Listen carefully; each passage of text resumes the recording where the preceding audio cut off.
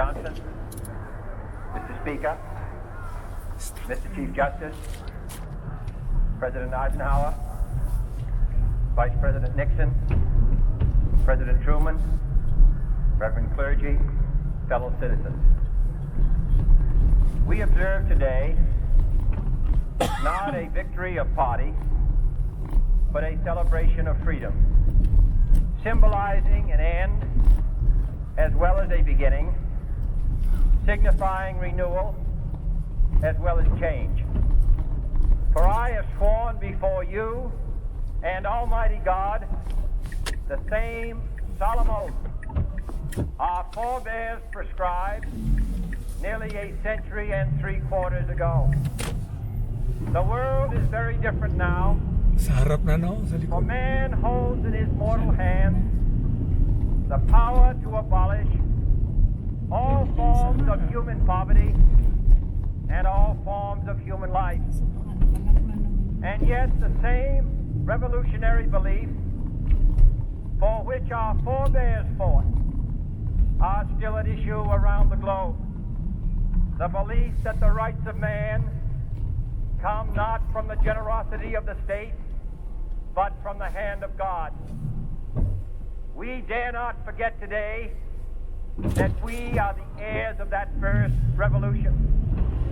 Let the word go forth from this time and place to friend and foe alike that the torch has been passed to a new generation of Americans born in this century, tempered by war, disciplined by a hard and bitter peace, proud of our ancient heritage, and unwilling to witness or permit the slow undoing of those human rights to which this nation has always been committed and to which we are committed today at home and around the world.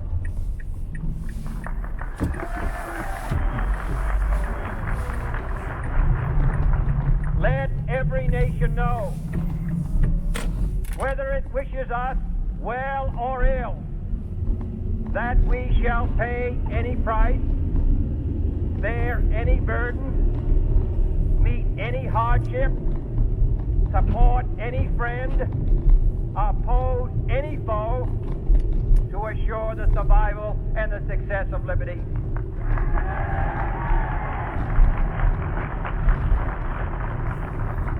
This much we pledge and more. To those old allies whose cultural and spiritual origins we share, we pledge the loyalty of faithful friends. United, there is little we cannot do in a host of cooperative ventures. Divided, there is little we can do, for we dare not meet a powerful challenge at odds and split asunder. To those new states whom we welcome to the ranks of the free, we pledge our word that one form of colonial control shall not have passed away merely to be replaced by a far more iron tyranny. We shall not always expect to find them supporting our view, but we shall always hope to find them strongly supporting their own freedom, and to remember that in the past, those who foolishly sought power by riding the back of the tiger ended up inside.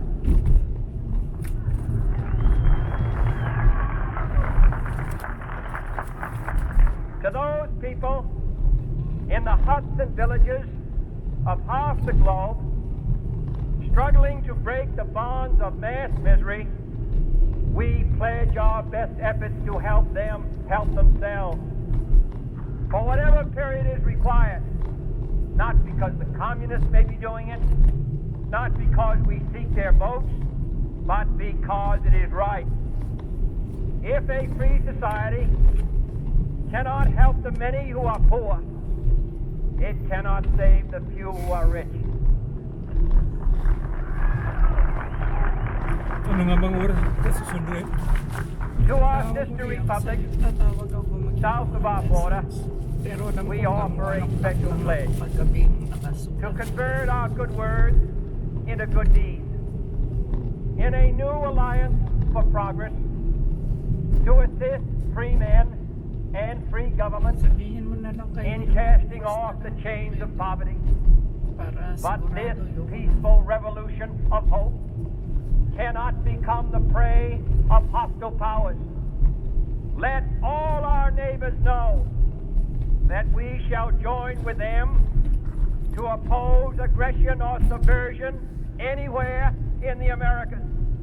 And let every other power know that this hemisphere intends to remain the master of its own house.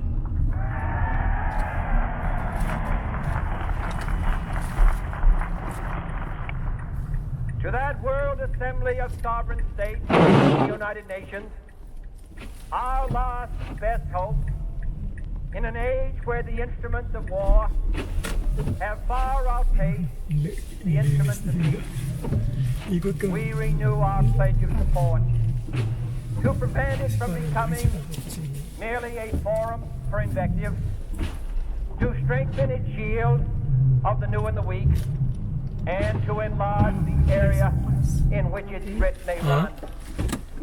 Finally, to those nations who would make themselves our adversary, we offer not a pledge, but a request that both sides begin anew the quest for peace.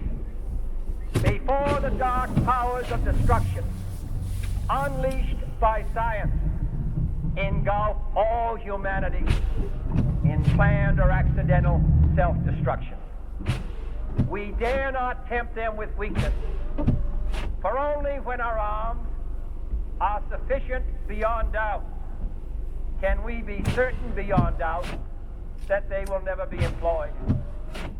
But neither can two great and powerful groups of nations take comfort from our present course, both sides overburdened by the cost of modern weapons, both rightly alarmed by the steady spread of the deadly atom, yet both racing to alter that uncertain balance of terror that stays the hand of mankind's final war. So let us begin anew, remembering on both sides that civility is not a sign of weakness, and sincerity is always subject to proof. Let us never negotiate out of fear, but let us never fear to negotiate.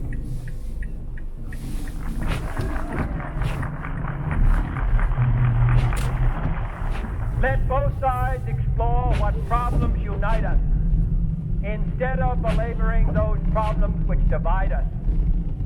Let both sides, for the first time, formulate serious and precise proposals for the inspection and control of arms, and bring the absolute power to destroy other nations under the absolute control of all nations.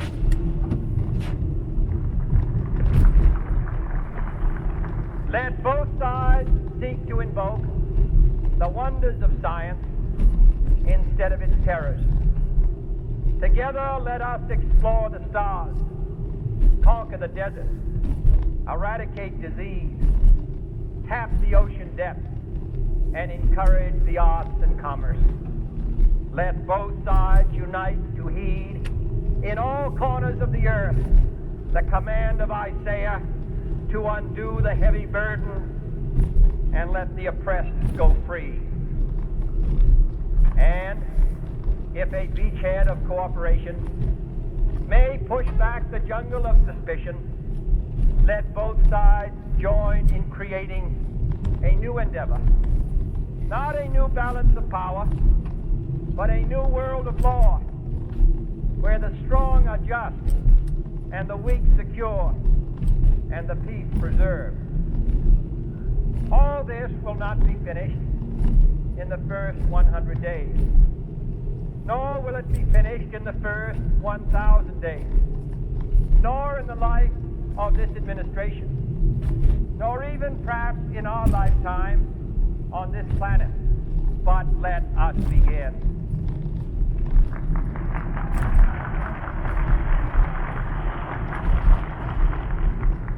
In your hands, my fellow citizens, more than mine, will rest the final success or failure of our cause. Since this country was founded, each generation of Americans has been summoned to give testimony to its national loyalty. The graves of young Americans who answered the call to service surround the globe. Now the trumpet summons us again, not as a call to bear arms, though arms we need, not as a call to battle, though in battle we are, but a call to bear the burden of a long twilight struggle, year in and year out, rejoicing in hope, patient in tribulation, a struggle against the common enemies of man, tyranny, poverty, disease, and war itself. Can we forge against these enemies a grand and global alliance, north and south, east and west, that can assure a more fruitful life for all mankind? Will you join in that historic effort?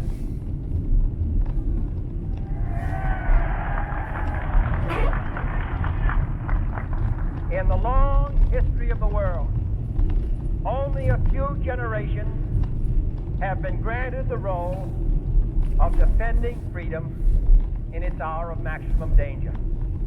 I do not shrink from this responsibility. I welcome it.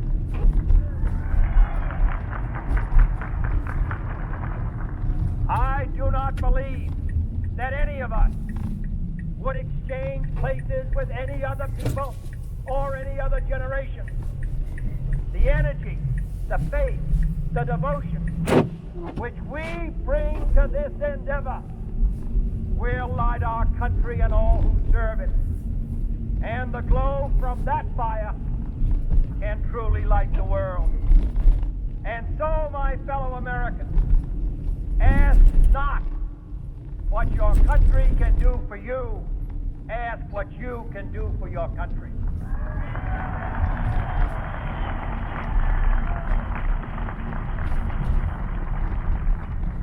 My fellow citizens of the world, ask not what America will do for you, but what together we can do for the freedom of man.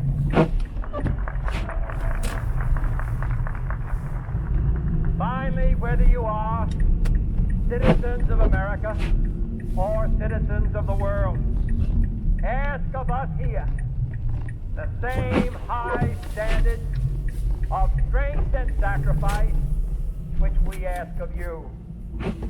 With a good conscience, our only sure reward, with history the final judge of our deeds, let us go forth to lead the land we love, asking his blessing and his help, but knowing that here on earth, God's work must truly be our own.